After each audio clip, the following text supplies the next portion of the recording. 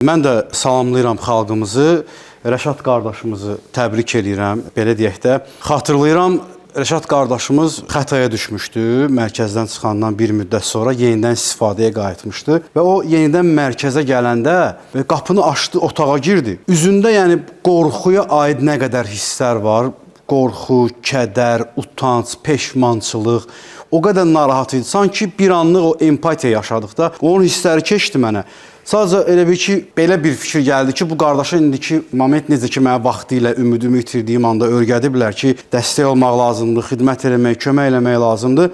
Yəni, qardaşımızı əlimə atdım içində, dedim, qardaşım, yəni narahat olmadan yenidən istifadəyə qayıtmaq, yəni bu hələ son deyil.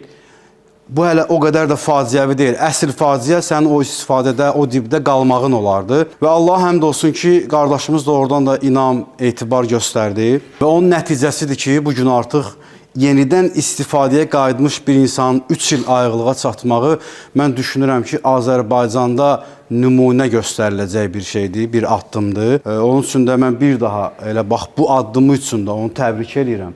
Qardaşım, sən bugün yenə deyirəm, ayıq qalmağından əlavə yenidən istifadəyə qayıdıb və 3 il ayıqlıq toplayan bir insan kimi də nümunə göstərilə biləcək bir insansan. Mahmud qardaşımızı da salamlayıram bir daha. Xoş gəlmişsən öz evinə, qardaşım mənim. Uğurlarını görürük, sevinirik, fəxr edirik. Doğrudan da bugün hansısa bir qardaşımızın bir uğuruna sevinmək elə bir gözəl hissdir ki, yəni demək ki, mən bu qardaşla bir yerdə sağalmışam. Vaxtilə o çox dağıdıcı davranışların, ziyan verən bir insandan necə xeyirli bir, faydalı bir insana çevrilib, bunu doğrudan da insanlara göstərmək, insanlara demək çox qürur vericidir. Və bu mesajımız da o olsun xalqımıza ki, istifadədə olmaq bu hələ son deyil, istifadədə qalmaq çox faciəvidir. İnşallah ki, bu onlara yaxşı bir mesaj olar, ümidverici bir mesaj olar. Çox sağ olun.